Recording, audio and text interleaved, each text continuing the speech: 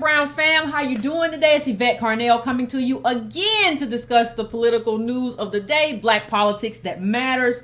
As usual, as par we do here at Breaking Ground, I want you to take a moment, get yourself something to eat, get yourself something to drink. If you can, get yourself whatever you feel that you need at this moment to be inebriated, to be in a good space, to listen, put the kids away if possible, or tell them to quiet down. Grown folks' business is about to take hold. So let's take care of that. As always, people, make sure you like. If you're watching on Facebook, just hit the like button, share it. If you're watching on YouTube, just hit the like button and share it. All of that good stuff. Tweet it if tweeting is something that you're into, to your friends and everything like that, because as usual, we're about to get down. That's what we do here. We get down. We about to do that right now. So just get yourself situated so we can have a conversation. I have a very important interview towards the end, and I think you all are going to enjoy towards the end of this discussion, and I have two very important things I want to discuss right now. So let's get ourselves together, get yourself ready to have this discussion. I'm giving it a little while, give a few people a little time to come in and kind of fill the room, because I know that often takes a few moments. So I'm just going to give you all a little time to fill in. I hope you all, I want to thank Irony for filling in for me last week. I was away. I was meeting with the Board of Progressives for Immigration Reform, and I hope to have something important to announce about that in a very short time. But right now, I'm just here having a conversation. Hello, everybody. It is great to see you all today. Hey, sis. Hey, Brian. How you doing? Hey, Keith. Hey, Karen. Oh, St. Louis. Hey, Andrew. Hey, everybody. Thanks for coming in so quick. It's like being in school. Everybody come in and get your seats. Nobody got all day. So the one thing I want to talk about, well, there are two things I want to talk about, but one thing I want to talk about quickly. I want to talk about Roland Martin, and I want to talk about Joy Reid. Now I say, Yvette, you have mentioned these people before on the show. Why are you talking about these people again today? Like, why are you bringing them back up? Well, I wouldn't have if it hadn't been necessary. If I wouldn't have it, people would just leave me alone. I wouldn't have to do this, but I had to do it. You know why I had to do it? Because apparently, I hadn't been paying attention, but apparently, both of these people were nominated for an NAACP Image Award, and guess who won? Who won, Ivy? Do you know? I think that Mr. Roland Martin won. Mr. Roland Martin won. We should be proud of him as the image of integrity. Of black. Yes. That means that he is the pinnacle of black journalism. That means that's who he is. He won. We are some thirsty people. I just said we thirsty. He won. Now here's the problem. And I want you all to really think about this before you accuse me of hating or all this other little nonsense that I get sometimes. I'm just trying to understand something. I'm trying to understand like what our standard is. That's all I want to know. I'm just trying to understand, do we have a standard in terms of journalism, let alone black journalism? Like, who is acting in the tradition of Ida B. Wells? That's what I want to know. It doesn't seem like it should be a complicated question. Well, I'm worried about inconsistency, right? So the problem that I have in terms of worrying about inconsistency, you say, that what is inconsistent? Roland Martin works for a black outlet. He's a black man. He's a black man trying to do good. What is so inconsistent? Well, it's not even Roland that's inconsistent. It's y'all. And here's why I say this. Everybody had a problem when Donald Trump nominated the DeVos lady, the billionaire, to the Secretary of Education. Everybody had an issue. She's for charter schools. She's going to shut down schools. She don't like black children. She doesn't want black kids to get an education. Well, here's something that you might have missed, though. Is that Roland Martin is also in favor of charter schools.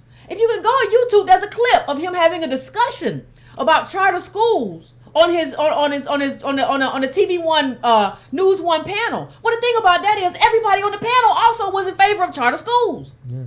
He and DeVos, however you pronounce that billionaire lady today with too much money in the world, too much money she can ever spend, and you don't get that much money without stealing. I don't care what you say. You don't get that much money without picking somebody's pocket. But whatever. There is nothing. Her and Roland are on the same page. So I don't understand how you all have such a problem with her being nominated for Secretary of Education, but you have no problem at all with Roland Martin. You love Roland Martin. And I have to ask myself, what is the inconsistency here? I have to ask myself, why do all these people love Roland Martin and Joy Reid, but why do all these people love Roland Martin in this way?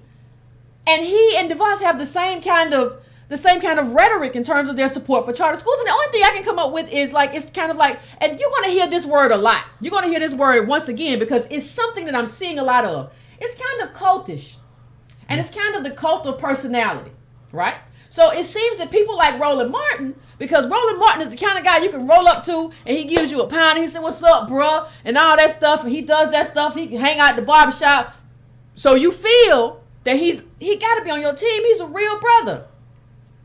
Well, I think Clarence Thomas will try to give you will probably give you the same thing. I think Clarence Thomas would probably, somebody was telling me a great story about how Clarence Thomas knew all the MEAC stats and he loved historically black colleges and all that stuff. But y'all don't give him that greeting. Well, so I'm trying to figure out what it is. And I'm trying to figure out what the standard is. I don't understand what the standard is. Somebody's got to tell me. What I'm asking, like, let me ask a basic question. In terms of journalism, in terms of great journalism, what did Roland Martin give you this year?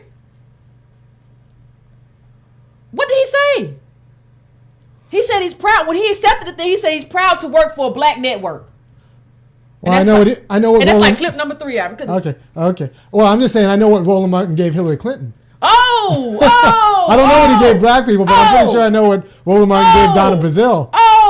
You mean those leaked questions? Are we talking about the questions that somehow it was magic, that somehow Donna Brazile got? Magic. Somehow Donna Brazile got these questions. And they came from somebody. Now CNN has said unequivocally that the questions were not leaked from us. There's a very good political article that shows that the questions, they say the questions were not leaked from us. Okay. So who leaked the questions?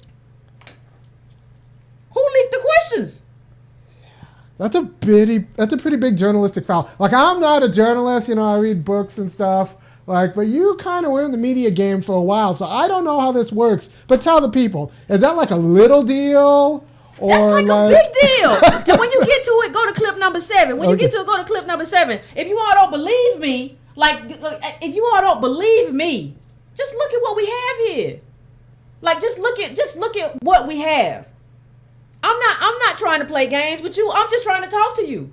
I'm trying to tell you that, and because he allegedly leaked that question, this may mean that black media, TV One, doesn't get a space in that room no more. Why would you ever put TV One back in there? Why would you ever put TV One back in there? The last time we had y'all here, stuff got leaked. And we got in all kinds of trouble. You can't come back. Because as far as we're concerned, Roland Martin or some of Roland Martin's people shared this with Donna Brazile, which is the height of unprofessionalism. Yes. There's nothing more unprofessional than that. But that's what happened. That's allegedly what happened, because I don't want petty people will sue you over some stuff. Petty people will sue you. So I'm asking you, what is the consistency here? And let me tell you, the 2 questions that he allegedly gave to Donna Brazile, which CNN said that's him. In that article that's up there right now, CNN said that's not us, that was him. We didn't do it, that was him or his people. We don't know. There were 2 people on the stage, CNN people and Roland Martin, and it wasn't us. And it wasn't us. And it was and Roland Martin had the question, and it was the exact wording of the question that he had. And here's my thing: we didn't even force Roland Martin to answer that question. He said what he said. First he said, I didn't. And then he said, well, I don't think I did. I don't remember telling anybody. I always go out and solicit people for questions. That's all I remember doing. And that's all we asked. I mean, what kind of suckers are we? That's all we asked. That's all we asked of him. When he said he didn't do it to Politico, that was it. We didn't need nothing else. That's who we are. So what I'm asking is, let me pose a question, and I'm gonna go here to Facebook and look while I talk. But let me pose a question. I want to know why Roland Martin's here. Now there are a few reasons why he could be here. Is he here to sell us on charter schools? Fair question. Is he here to sell us on charter schools? No. Well, is he here to debate white supremacists on his show? Because I can guarantee you one thing. Wherever I am, there will never be a white supremacist sitting next to me at a black network. It's just not going to happen. You just never going to get invited. You're never going to walk into my space and for me to give you time. So is that why Roland Martin's here? So is he either I know why he's here. Is he here to go in on the Real Housewives of Atlanta like they are the only problem with celebrity? And celebrity is social engineering. You're not going to get me to defend Real Housewives of Atlanta, but the whole problem is social engineering. Of all celebrities who, or the vast majority who try to convince us that all you need is hard work. And all you got to do is this. And all you got to do is that. And they ride off in Ferraris and stuff. And make us feel bad. I used to be a fan of Kanye West years and years ago. And he said, don't you see the private jets flying over you? Wait a minute. You trying to make me feel bad about being poor and I took the time out to buy your album? What is that about? So I'm just trying to see somebody tell me why Roland is here then. I'm just trying to figure this out. Can somebody, I just don't see it. I'm trying to figure it out. He's a role model. Education policy is so screwed, huh? He's a role model. He's a role model to who? Listen, I just... He's an image maker. We should be looking at his image and wanting to... Here's the thing. And there's a clip in there too, Army, of and this is where I said, the first point I made was this. The first point I made was that Roland Martin was on the same page as the Secretary of Education that y'all say y'all hate. Right. Okay. The second point I'll make is this. And I think this goes to it. He's also on the same page of Donald Trump. Regardless of how you feel about Roland or Donald Trump, he's on the same page as Donald Trump and sending the National Guard into Chicago. Now, I'm not taking a position on that. Yeah, well, he said that, though. I'm not taking a position on that, right? Roland Martin is. But Roland Martin said that, but y'all hate Trump. And y'all love Roland Martin. And they said the exact same thing. I just don't see how that is consistent thinking. And I think, listen, there's nothing wrong with being inconsistent. I have been inconsistent, but I own it. When I believed that, I said that. I don't believe that no more. I found some new information, so I'm not with that no more. Right? That's what I did. That's what I believe. That's who I am. I own it. But you all let Roland Martin skate on charter schools. You let him skate on all this other stuff. You let him skate on being on the same side as DeVos. You let him skate on that. Hey, man, all he has to do is stay black and die, right? Apparently. That's our politics? That's our sophisticated politics? Apparently. I mean, put that clip right there. Oh, that clip. That's a damning clip right there. Well, I'm having some technical. I'm just having a little technical difficulties. But there's a way, if you look on I think it was on the Daily Beast where he wrote an op-ed saying, send the National Guard in. And when Trump said it, y'all was mad. Oh, Trump, he's trying to. But Roland Martin said, what was the outcry?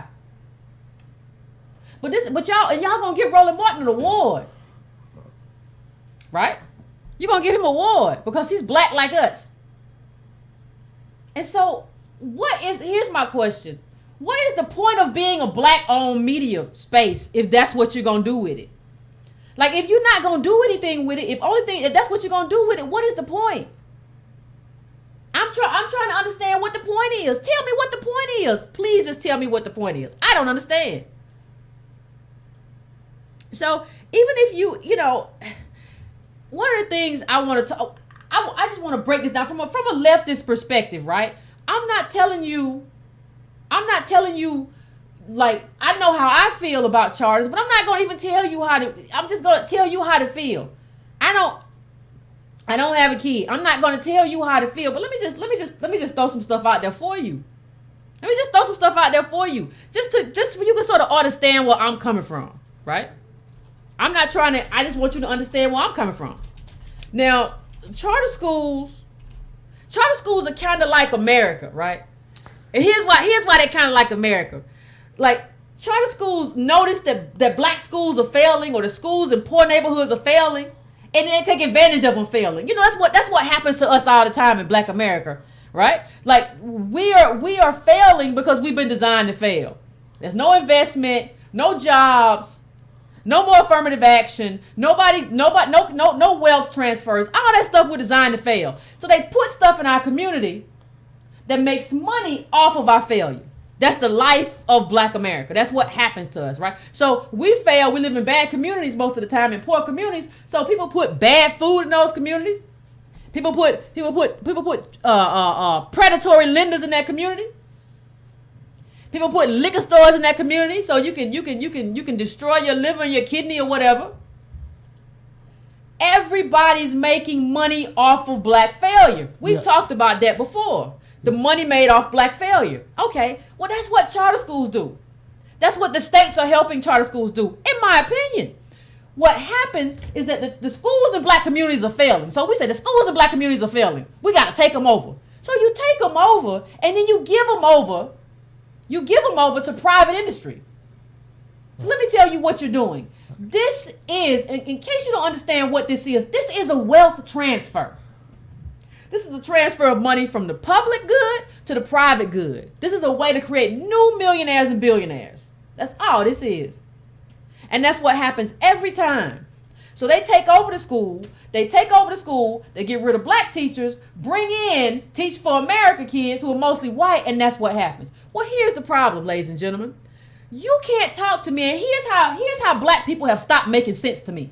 You cannot talk to me about how, I hear a lot of Black men say there should be more Black men in these schools. I tend to agree. A lot of Black boys don't have fathers, don't have men in their life who are worth anything because of, all of the systemic stuff we talked about. But how can you tell me that you want to see Black men in these schools and then tell me, well, we're going to turn all these schools over to charters? Everybody ain't going to have a Black man at the school. A lot of these teachers are white. Everybody ain't. Y'all ain't got caught up with Steve Perry, and he had a television show. So you think Steve Perry going to walk into every charter school? And he's problematic in and of himself. Just talking about, well, we gonna have to, what we gonna do is we go. I saw a bunch of boys get their hair cut. He had a tweet like that, like a couple years ago. A bunch of Black boys gonna get their hair cut, and because they know that that's success. Well, that's just idiotic. What we know is that that's not success. Yeah. And we're gonna get to that in a minute. Right. We're going to get to that in a minute. We're going to get to the fact, we're going to get to a new study that shows, we're going to get to a new study in a minute that shows, guess what? Everybody been lied to. Everybody who's telling you something's been lied. But we're going to get to that in a minute. But let's stay on this charter school stuff for a minute. Because we never talk about charter schools in terms of specifics. We just talk about charter schools in terms of, well, it's just a different school. It's just an alternative. And in America, they make everything about choice. Well, you should have the choice. Let me tell you, anytime you hear somebody say choice, just become suspicious. There are a lot of key words that we as Black people got to become suspicious about. And choice is one of them. When you tell me choice, that means basically that I don't have a public space anymore. I don't have a public good anymore. Or people can choose to avoid you. Yeah, people can choose to get the hell away from you. I don't want my kid going to school with them kids, and that's what choice ends up being for Black people. Yeah, they say, well, these are underperforming schools. That's all they were ever going to do was underperform. What are you going to do? Like, a lot of people don't realize that money left urban cities a long time. This is how a lot of this started. There used to be investment in urban cities, right? There used to be some investment, and there were factories, and there were plants. That money, even before it went overseas, it went to the suburbs. Why did it go to the suburbs, Yvette? Because that's where white people were. And so there is no money like that. There is no money like that. The money from public schools in these communities was pulled away. And that's what we dealt with. And that's what we're still dealing with. Right? So how is that our failure? So they say, you know what? And for the record, Barack Obama's Secretary of Education was the same way. He was the same guy. Because this is a big money maker for them.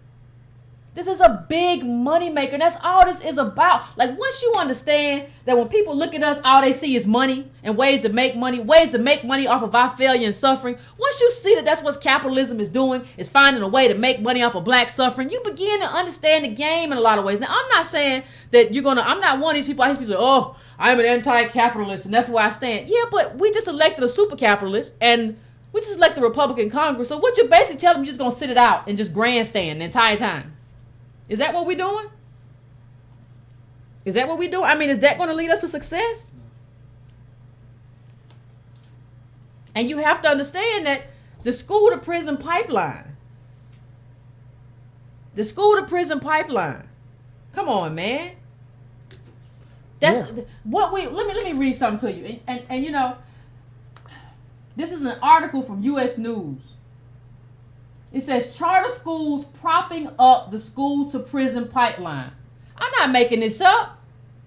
If you want to look it up, I'll try to put it up tomorrow. I know I didn't get to do that last week because I was out of town and I was moving. But charter schools propping up the school to prison pipeline. Charter schools suspend students at a much higher rate than non-charter schools, some of which have suspension rate north of 70%. What the heck are you doing? But a disproportionate amount of those suspensions fall on black students. I'm sure black men too. Who are 4 times more likely to be suspended than white students. And students with disabilities who are twice as likely to be suspended as their non-disabled peers. They can get rid of you.